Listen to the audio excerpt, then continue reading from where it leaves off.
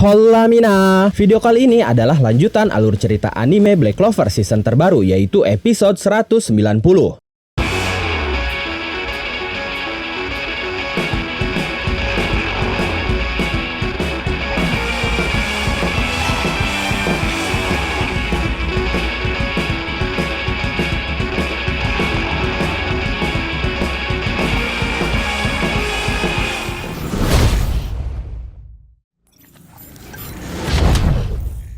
Setelah pertemuan para kapten, Nahato kembali ke markas untuk memberitahu kabar buruk tentang Asta. Saat itu, Magda dan Lak seperti biasa sedang membuat keributan. Mereka bertarung di depan markas. Magda berkata, "Lak, dasar brengsek, hari ini saatnya kita melanjutkan latihan khusus kita." Lak yang saat itu menghindari serangan Magna hanya tersenyum sambil berkata, "Teruskan saja Magna." Sementara Gouch merasa terganggu dengan keributan mereka berdua. Gouch berkata, "Kalian berisik, aku jadi tidak bisa fokus membaca surat dari Mary." Sedangkan Charmy mencoba menenangkan mereka. Dia berkata, Sudah, ayo kita semua tenang dan makan malam." Gray pun meminta mereka untuk berhenti. Dia berkata, "Wakil Kapten Nahato menyuruh kita jangan ribut." Tapi Magna berkata, "Berisik, sikapku itu adalah aib bagi Black Bull." Hanya saja saat Nahato berbicara, mereka pun langsung terdiam. Padahal Nahato hanya berkata, "Hei, dengarkan dasar bodoh." Setelah itu Nahato pun menceritakan tentang tragedi Asta. Semua orang terkejut dan tidak percaya Asta sudah mati. Nahato mengatakan bahwa Asta terluka parah, lalu dia dilenyapkan oleh sihir ruang. Dengan kondisi itu sangat masuk akal jika menganggapnya sudah tewas. Wajah semua orang benar-benar kaget dan terguncang. Tapi Magna masih belum mempercayainya. Dia berkata, "Jika dia pergi dan mati dengan caranya sendiri, aku tidak akan pernah memaafkannya." Nahato berkata, "Mau seperti apapun perasaan kalian, fakta tetaplah fakta. Tapi mau seperti apapun itu kalian anggap sebagai kenyataan. Menurutku, dia masih belum mati. Tidak kecuali aku melihat jasadnya dengan kepala mataku sendiri." Magna tersenyum sambil berkata, "Ini pertama kalinya kita setuju perihal sesuatu, Wakil Kapten." Setelah itu para anggota Black Bull berteriak, "Tidak diragukan lagi, tidak mungkin jika Asta sudah mati." Nahato pun tersenyum sambil berkata, "Sudah disepakati, ayo kita cari si bodoh itu." Dan akhirnya misi pencarian Asta pun dimulai. Sementara Asta sendiri saat itu sudah membuka matanya. Dia terbangun di suatu tempat yang terlihat seperti ruangan tradisional Jepang. Dia bertanya-tanya ada di mana. Kemudian sesosok boneka membawa teh untuk Asta. Asta terkejut dan mengira itu adalah Charmy Paisen, karena boneka itu memang terlihat seperti Charmy. Kemudian seorang pria dengan penutup mata di mata kanannya tertawa sambil berkata, "Ya benar, itu memang hanya boneka penyaji teh. Bagaimana perasaanmu Asta?" Asta sangat terkejut. Dia bertanya, "Siapa kau? Dan bagaimana kau tahu namaku?" Asta pun langsung melihat lukanya yang ternyata sudah sembuh total. Dia cukup heran karena luka separah itu seharusnya hanya Mimosa yang bisa menyembuhkannya. Asta bertanya apakah pria itu yang menyembuhkannya. Tapi menurut pria itu bukan dia yang menyembuhkannya, tapi temannya. Dia sendiri tidak memiliki kekuatan seperti itu. Lalu Asta pun menanyakan keberadaan Libe dengan menyebutnya sebagai makhluk kecil berwarna hitam. Pria itu berkata, "Maksudmu bocah iblis itu? Salah satu temanku saat ini sedang merawatnya." Asta terheran-heran, pria itu bahkan tahu tentang iblis, dan ki yang Asta rasakan dari dia pun tidak jahat. Asta berkata, "Siapa sebenarnya kau ini? Apakah kau kenal Charmy Paisen?" Pria itu berkata, "Aku belum bertemu dengan yang satu itu, tapi aku sudah kenal Yami sejak kecil." Asta semakin kaget setelah mendengarnya, dan setelah dipikir-pikir, Asta pun merasakan ki yang mirip seperti Yami dari pria itu. Dan Asta terlihat bersemangat setelah mengetahui bahwa pria itu teman masa kecil Kapten Yami. Pria itu berkata, "Ya, itu benar. Tapi terakhir kali aku melihatnya adalah saat dia berusia 13 tahun. Apakah dia masih lama kalau di WC?" Dengan semangat, Asta berkata, "Ya, itu benar." Pria itu berkata lagi, "Yami selalu punya sorot kejam di matanya, bertindak kasar dan ringan tangan." Asta berkata, "Apakah dia sudah begitu sejak kecil?" Pria itu berkata lagi, "Yami tidak suka serangga. Kalau kau beri dia satu, wajahnya akan jadi pucat." Asta berkata, "Serius? Tapi aku pun takut serangga." Saat itu ternyata ada seorang wanita di samping pria itu, tapi dia hanya diam dan memperhatikan saja. Sementara Asta tiba-tiba teringat situasi yang dia alami sedang genting. Asta pun terlihat panik. Dia berkata, "Sial, aku jadi lupa waktu karena mengobrol denganmu. Terima kasih sudah menolongku. Aku tidak tahu di mana ini, tapi aku harus segera kembali." Pria itu berkata, "Tidak perlu terburu-buru. Kondisimu sedang tidak baik kan? Tapi aku paham perasaanmu. Kau patah hati dan hampir dibunuh oleh orang yang kau cintai dan pria yang kau pandang sebagai cita-citamu. Itu bukan hal yang mudah diterima." Mendengar hal itu, Asta sangat terkejut. Dia berkata, "Apa Apa? Bagaimana kau bisa tahu semua itu? Lalu pria itu menunjuk matanya yang tertutup penutup mata sambil berkata, bagaimana ya? Aku bisa melihat apapun yang kuinginkan. Lagi pula, mataku pun memberitahu bahwa kau pasti akan kalah jika kau kembali sekarang juga. Asta semakin terkejut dan berkeringat setelah mendengarnya. Pria itu berkata lagi, ditambah kau pun tidak bisa kembali menggunakan kekuatanmu sendiri kan? Lagi dan lagi Asta dibuat terkejut dan keheranan oleh ucapan pria itu. Kemudian wanita tadi yang ternyata memiliki sebuah katana di pinggangnya berjalan melewati Asta. Lalu dia membuka jendela ruangan, dan saat itu terlihat pemandangan sebuah kota yang identik dengan Jepang. Pria itu berkata, ini adalah Hinokuni, negeri yang cukup jauh dari kerajaan Clover, dan namaku adalah Ryudo Ryuya, shogun negeri ini. Kau sudah datang jauh-jauh, jadi saat ini dan sekarang juga kau harus menjadi lebih kuat. Asta ternyata kini terdampar di Hinokuni, yaitu kampung halaman Kapten Yami yang sangat jauh dari kerajaan Clover. Asta benar-benar dibuat tidak berhenti terkejut dengan situasi yang terjadi. Dia bertanya-tanya bagaimana bisa dia sampai Hinokuni. Ryuya berkata, santai, orang yang bernama Lucius itu sepertinya tidak akan melakukan pergerakan apapun dalam waktu dekat ini. Asta kemudian bertanya, Ryudo Ryuya, siapa kau sebenarnya? Tadi kau mengatakan kau seorang shogun, tapi shogun itu apa? Ryuya berkata, bagaimana ya menjelaskannya? Kaisar sihir di negerimu, bisa dikatakan mirip seperti itu. Kau panggil saja aku Ryu. Asta semakin terkejut karena orang yang menyelamatkannya setara dengan kaisar sihir. Lalu Asta berkata, mungkin karena aku tidak bisa merasakan kekuatan sihir, tapi kau sepertinya tidak terlalu kuat bagiku. Ryu tertawa sambil berkata, aku tidak heran mendengarnya. Aku memang tidak sekuat itu. Asta kebingungan dan tidak menyangkanya. Kemudian wanita yang tadi di samping Ryu langsung menghampiri Asta. Dengan tatapan tajam dia berkata, hei, jaga mulutmu. Jangan pernah menghina Ryuya sama lagi, dasar orang asing. Asta terlihat ketakutan dan langsung meminta maaf. Setelah itu Ryu berkata, sudah,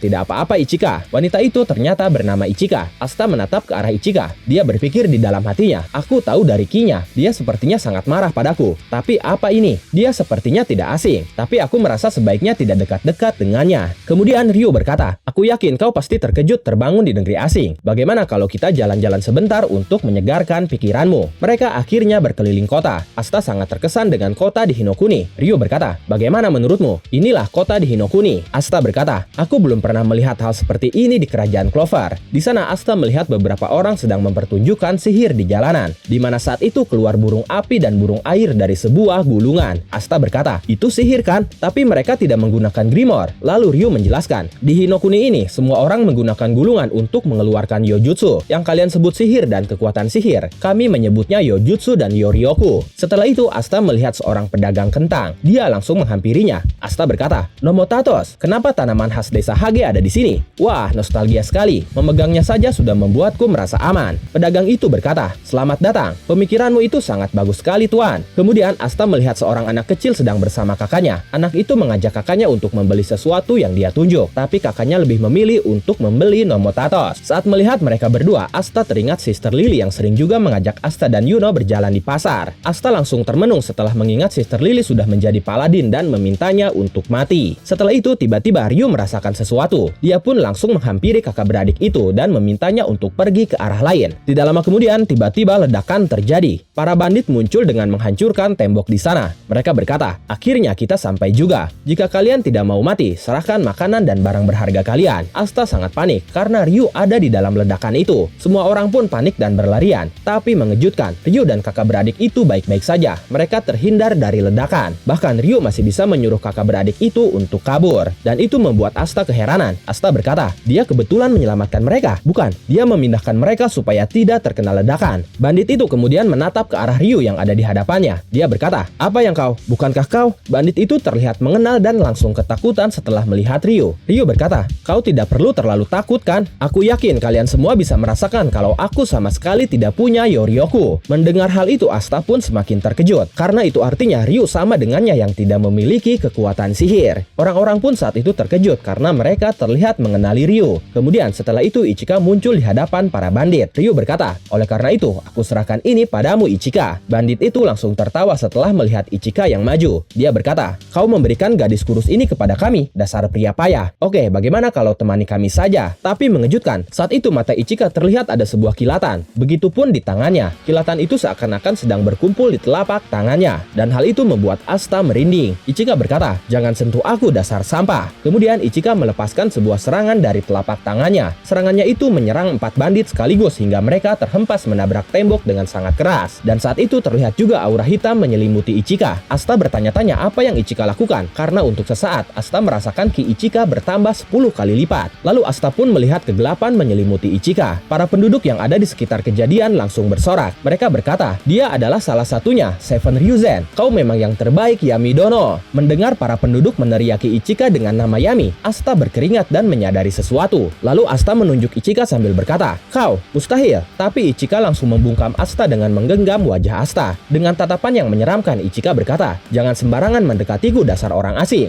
Ryo hanya tertawa melihat hal itu. Lalu Ryo menjelaskan bahwa Ichika adalah adiknya Yami. Ryo pun berkata, jika kau ingin bertambah kuat, maka berlatihlah dengan mereka, para Seven Ryuzen. Asta saat itu merasakan kekuatan dan tatapan mata Ichika benar-benar mirip seperti Kapten Yami. Sementara Ichika saat itu masih menggenggam wajah Asta. Ekspresinya pun masih terlihat marah. Ichika berkata, Ryuya Dono mungkin menjagamu, tapi aku sangat benci pria sepertimu. Dan momen pertemuan Asta dengan adik perempuan Kapten Yami mengakhiri alur cerita anime Black Clover season terbaru episode 109. Tetap nantikan kelanjutannya hanya di Animangatik.